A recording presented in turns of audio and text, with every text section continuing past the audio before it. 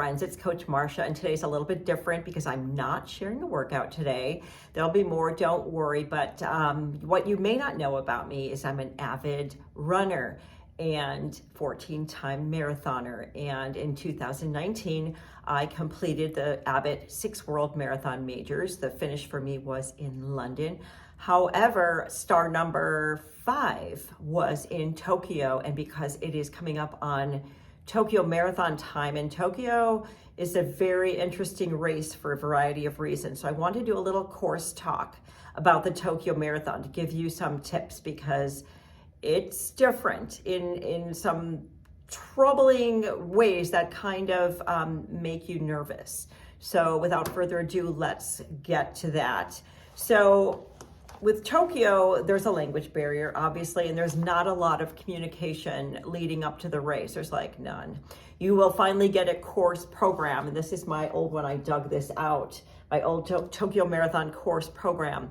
I highly recommend that you pour through this, really go through this, because if I can say one thing about the Japanese people, other than they're incredibly kind and wonderful people, and you're going to have the best time interacting with them, they love their rules, and you really need to respect their rules, because if you break their rules, they will pull you off that course and the race is going to be over for you. Okay, so my first recommendation is go through this program.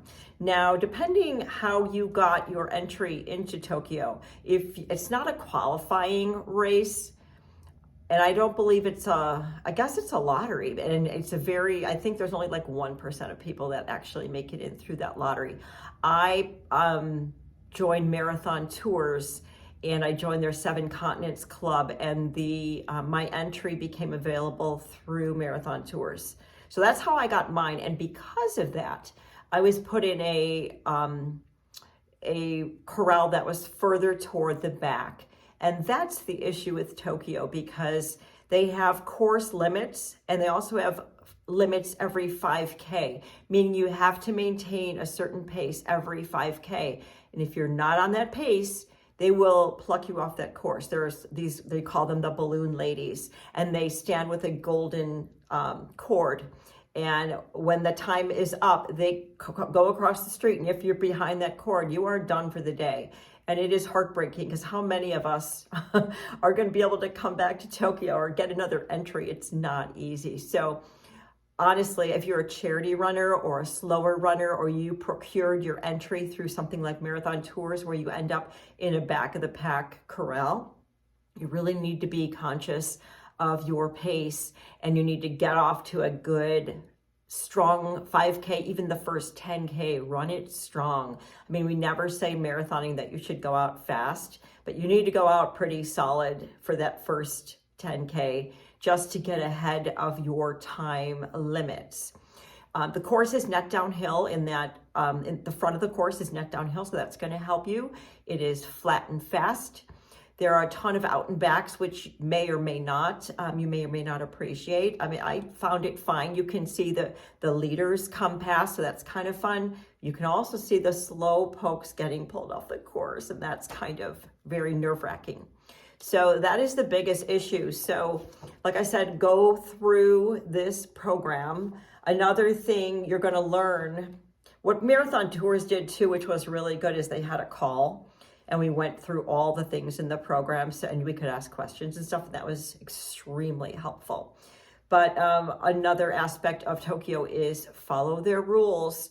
When they want you in your corral, you need to be in your corral. For me, that meant standing in the rain for 90 minutes before the race started, but I didn't dare not follow the rules. So that's another one. Follow the rules of when you need to be in your corral, because when that corral closes, guess what? You're not in. They're very rigid with their rules. Another thing to know about Tokyo is that they don't want you carrying water bottles, hydration packs. You really can't bring anything with you. So they want you, or I recommend you practice. This was the drink that they had the year I ran it, which was 2019, Pocari Sweat. You can get it on Amazon. So if you want to practice with that, if you plan on using their water stations, which if you can't carry anything, you're kind of going to have to, I recommend you grab some on Amazon and practice with it. It will help. It was okay, but it's kind of funny. It's kind of, it's not the best idea to have something new on race day, and you're kind of forced in this instance. They also have different types of chews and goos and fuels, which I did not do because I did carry my own. You can carry your own of those, just not the big water bottles or hydration packs. But another thing you cannot do in Tokyo is do not litter. Something as little as a goo pack, do not throw that on the ground. You will be plucked from that race. They have garbage receptacles all over the place. Use them or just put it in your pocket or whatever. Just do not litter. The same goes with throwaway clothing. If you plan on starting with a layer that you're going to throw away, toward the start they have receptacles for those, but don't just toss things on the street. If you'll notice, the streets are pristine. They're so clean. They are not so much as a crack or a pothole. They are beautiful. The city is in beautiful, impeccable condition. So honor the culture and the rules and don't throw anything away. My next tip and this really came to bite me, is be aware of the weather, and pretty much anything goes in Tokyo. In my case, it was supposed to be a drizzly day, and I had a raincoat that I opted, because of the weather forecast, I left it back in the hotel. And boy, did that come back to bite me. I wore a large tall kitchen garbage bag in the starting corral, and honestly, after standing there for 90 minutes, I was already soaked. And I thought I would take that off and throw it away eventually. Well, wouldn't you know that I finished the race wearing that kitchen garbage bag. So my tip to you is bring clothing and gear for all kinds of weather, including rain. I did not bring a rain poncho, and boy, do I wish I would have had a rain poncho. So go on Amazon right now, order yourself some rain ponchos. I do not travel without a rain poncho anymore. I learned the very hard way, because at that marathon I never warmed up, and by the half marathon point I was shivering, and the rain, it was just driving rain and then windy, and it was about 40 degrees, and I had a hypothermia situation. So I finished, barely I finished, but it was a tough race. Let me think about anything else you should know. Those are the main ones. Follow the rules. I was really worried about breakfast and what kind of foods would be available in Japan for me, as far as the night before the race and race morning. But we stayed at the Hilton, which is the race goes right past it at the start. We stayed at that Hilton, and it had a fantastic breakfast buffet. There was everything I could have ever dreamed of on there, including, I wasn't sure about nut butters and things like that, but the Hilton has a wonderful breakfast, so if that helps allay any anxiety you have about getting the food. But otherwise, I would try to bring whatever you need. I don't know if you want to bring a bagel that far or nut butter or whatever, but that Hilton does have a wonderful breakfast, so that was not an issue. I think that's really it. If you have any questions for me, I'm happy, just put them down below, and I'm happy to answer those. Like I said, strong start.